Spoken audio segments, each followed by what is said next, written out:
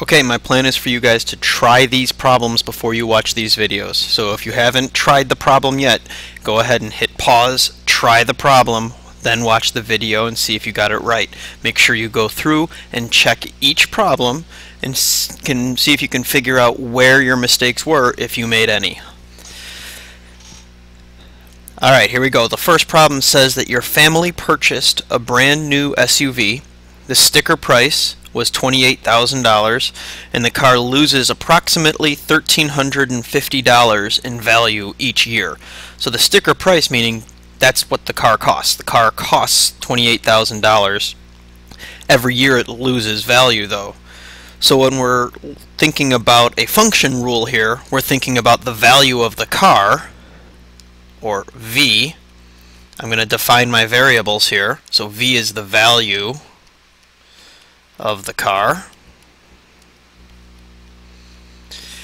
and that value changes every year, so Y will be the number of years.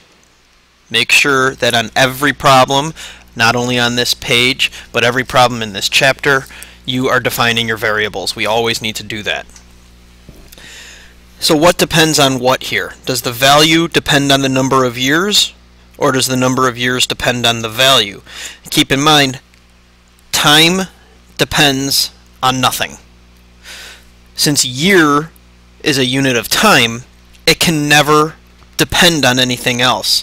So the value of this car will depend on the number of years.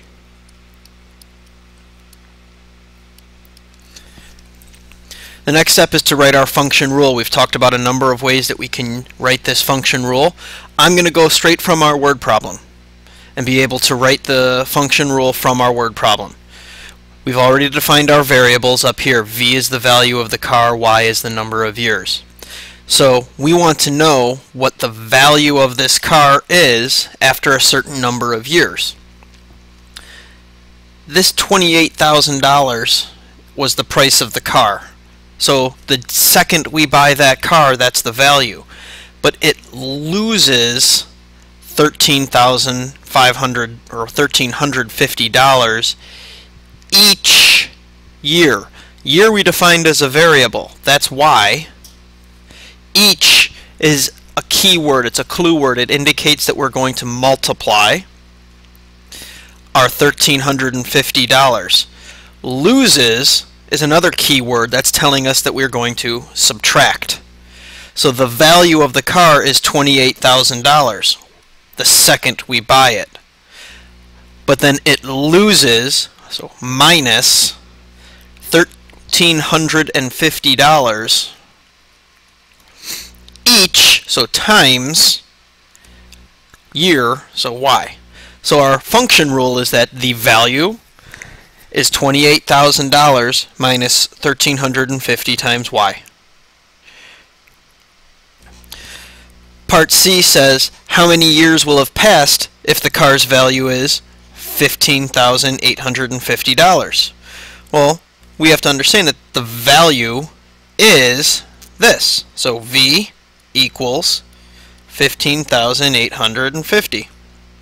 We take that value and substitute into our function rule. So instead of V, I have $15,850 equals 28,000 minus 1,350Y. This comes back to our solving equations unit now. And if we can't solve this equation, then you have to start coming in for help. Yes, I forgot a zero. Sorry. Okay. So, I subtract the 28,000 from both sides.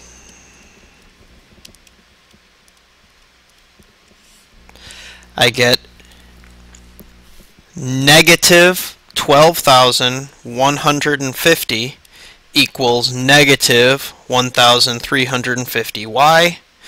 The last step is to divide both sides by negative 1,350.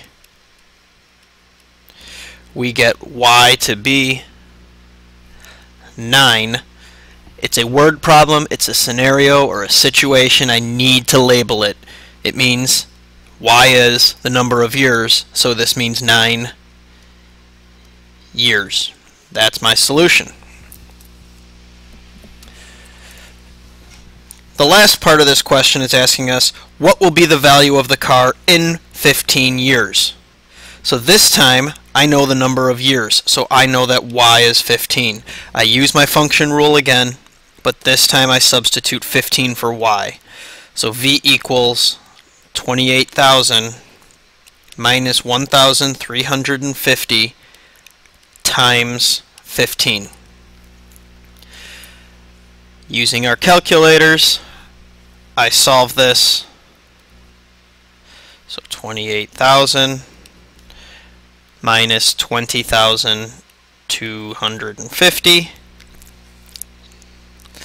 I get v equals 7750. So that means, since v is the value of the car has a value of $7,750 after 15 years. Again, go ahead and try the rest of the problems on this note sheet. I will have a video for each one of the problems. I want you to try them first, then go ahead and scan and watch the video, check your work, check your answer, make sure you got it correct.